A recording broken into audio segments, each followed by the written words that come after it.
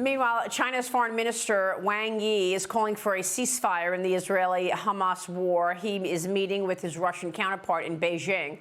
Wang reportedly said over the weekend Israel has gone too far in its response to Hamas terrorism.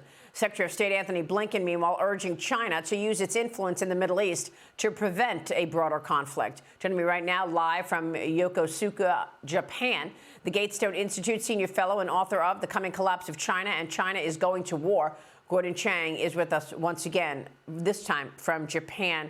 Your thoughts, Gordon, on what we're seeing out of the Middle East here as the support for the Palestinians are now looking at Israel and trying to get them to stop retaliation, as if this unprovoked attack on Israel was not initially the reason this all started. Gordon. Yeah. Wang Yi said that Israel has gone beyond its right to self-defense. Well, that is wrong on every level, Maria, because this is a war, and Israel has a right and an obligation to win that war. Hamas killed Israeli citizens, killed others. I hope that Israel is able to prevail without civilian casualties, but nonetheless, it must destroy Hamas. And it must also go after Hamas's sponsors. And those sponsors, of course, are Iran and China as well. Yeah, and that's exactly what Secretary of State Mike Pompeo talked about with me when he joined me yesterday. When we discussed the fact that Iran supports Hamas, but China supports Iran. Listen to this.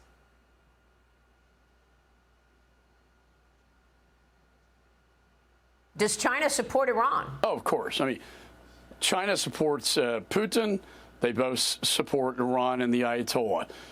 China and Russia want to be, their narrative is we're helping the Palestinians and the Arab nations against the little Satan, the occupier Israel, and against the bigger Satan, the United States. They've been both, Mr. Putin and China are both involved in this. In fact, Hamas representatives were just in Moscow just a couple weeks ago. God knows what they were talking about before the invasion, but they're all complicit in this. They're all in bed together, China, Russia, Iran. The risk is greater today than it was even 8 days ago that we'll see escalation, in large part because the context that was set by the Biden administration creates an incredible conundrum. And when they can't simply acknowledge that this is Iran as the correct address to solve this problem. Second, we know that the Ayatollah has been planning this effort. I saw today reporting that Qasem Soleimani, the man that we actually took off the playing field, was involved in planning this operation back in 2019 and 2020. And yet the administration still says there's no direct evidence. We know who did this. This was Iran. The response must be against Iran. So that was the former Secretary of State, followed by, we also had Michael McCaul there, the chairman of the House Foreign Affairs Committee, who made the connection to China. Gordon, your thoughts? Well, first of all, we know that North Korean weapons are showing up in Hamas hands in Israel. And that means that North Korea could not have done that without China's approval. We are also starting to see Chinese-made weapons there as well. We know that China increased purchases of Iranian oil just before the attack. And bad actors that have been involved in this, including Syria, were in China, and we're seeing a coalescing of those bad actors in Beijing. All of these are signs that, as we've known for a very long time, that China supports Iran, Iran supports Hamas, and Beijing has a hand in this as well. Yeah, and you've got Russian President Vladimir Putin and the Taliban's acting minister for commerce and industry both planning to attend China's Belt and Road Forum in Beijing tomorrow. Putin expected to meet with Xi Jinping on the sidelines of the day 2 of this forum. Gordon, what is China up to here? Well, China is supporting Russia's war effort in Ukraine because I think that Xi Jinping has taken a page out of Mao Zedong's playbook and saying that chaos is what's necessary to destabilize the world and therefore to lead to China's worldwide rule. And so, we know that Xi Jinping reveres Mao, and this is exactly what's going on. You got chaos in Ukraine. You got chaos across North Africa, which is fueled by China and Russia. making Yeah. those insurgencies go forward.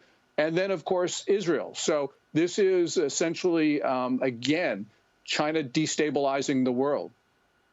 Yeah, I mean, if you're Xi Jinping sitting in Beijing here watching all of this across the world, and you know eventually you're going to go into Taiwan, does he make a calculation that it's better to do it sooner rather than later while the rest of the world is on fire here? You've got two wars. You've got the United States trying to deal with both Ukraine and Israel. And we know that at some point China wants to go into Taiwan, right, Gordon? Has that plan been moved up, do you think, in the face of all of this? I think that it has, because they've taken the measure of the Biden administration, which is not willing to talk, for instance, about the world in realistic terms. It's not dealing with the world the way that it is. And, you know, right now, China has threatened to move its Navy into Philippine waters in the South China Sea. That really could be the trigger for the war in Asia. You know, at this point, I think that the Chinese realize that they can't go after Taiwan for a number of reasons, just from a military point of view. But they can go after a soft spot, which is Manila.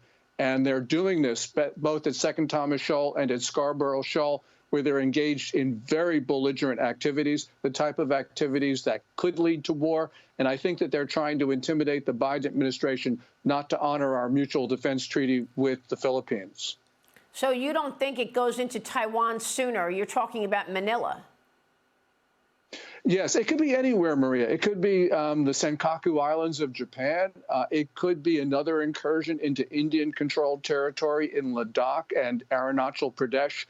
Anywhere along China's periphery to its east and to its south are danger points. You know, at this moment, the flashpoint is the Philippines. Could be Taiwan next week. We really don't know. Well, but the point is, China's looking for a soft spot. Yeah. But Yeah, Gordon, China's what has looking for a this soft war spot. on Israel done to China's aggression? I think that they've seen the response of the Biden administration. Just to give you an example, 3 weeks ago, the Houthis, another Iranian proxy, killed Bahrainian soldiers along the Saudi Arabian border. Observers in the region are saying that the failure of the Biden administration, even to comment on that killing, was a sign to Iran that now was the time to go against Israel. It is the weakness and the feebleness of the administration in Washington that I think has opened the door to bad actors, not only in Ukraine, not only in North Africa, but also in the Middle East as well. We've got conflicts now on 3 separate continents, Maria. This is beginning to look like World War III. It sure is, Gordon. You're absolutely right. Thank you very much for weighing in there this morning in Japan, this evening for you. Gordon, thank you. Gordon Chang.